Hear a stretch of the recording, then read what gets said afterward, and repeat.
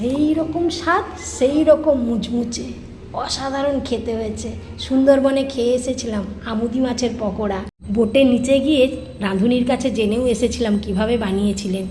তো কয়েকটা রসুন, সামান্য একটু আদা, দুটো কাঁচা লঙ্কা, একটু গোলমরিচ, মসৃণ হবে বলে শিলেই আমি বেটে নিচ্ছি। লবণ, হলুদ,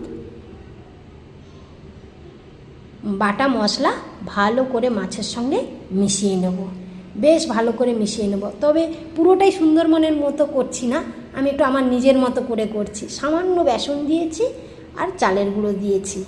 তো এখান থেকেই পুরো আমার নিজস্ব, এটা মানে আমি যেভাবে খেতে চাই সেইভাবেই করেছি। ওগুলোও ভালো করে মিশিয়ে নিয়ে টিফিন বক্সে আধা ঘন্টার জন্য আমি নর্মাল ফ্রিজে রেখে দিলাম। হাতে সিমুই, কিছুটা সরু সিমুই কিছুটা গুঁড়ো করে নিলাম। ফ্রিজ থেকে মাছগুলো আমি আধা ঘন্টা আগেই বার করে রেখেছিলাম। এবার সেগুলো মাছের গায়ে এক এক করে লাগিয়ে নেব।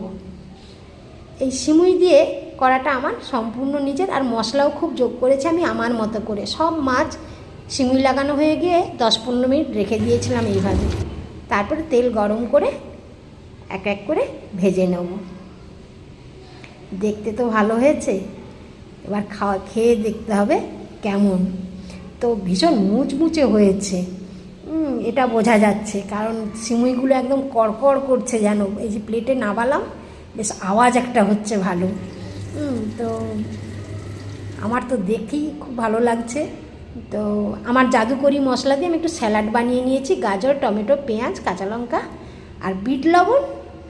এটা হচ্ছে দেশের পাতিলেবু, এর গন্ধটা কিন্তু খুব আলাদা একটা। স্যালাডটার গন্ধ বেরোতেই আমার খেয়ে নিতে ইচ্ছে করছে কিছুটা স্যালাড। তো তেলে ভাজা খাওয়ার আগে আমি বেশ কিছুটা স্যালাড খেয়ে নিই। আমার আবার একটু স্বাস্থ্য সম্বন্ধে ভাবতে হয়, তো সেই জন্যই আমি একটু স্যালাড আগে পেট ভরে খেয়ে নিই, তারপরে আমি তেলে ভাজা জিনিসটা খাই। সেই রকম দেখতে হয়েছে, আর শুধু আওয়াজটা শুনতে পাবেন কেমন মুচমুচে, সেই রকম মুচমুচে, সত্যি ভীষণ সুস্বাদু।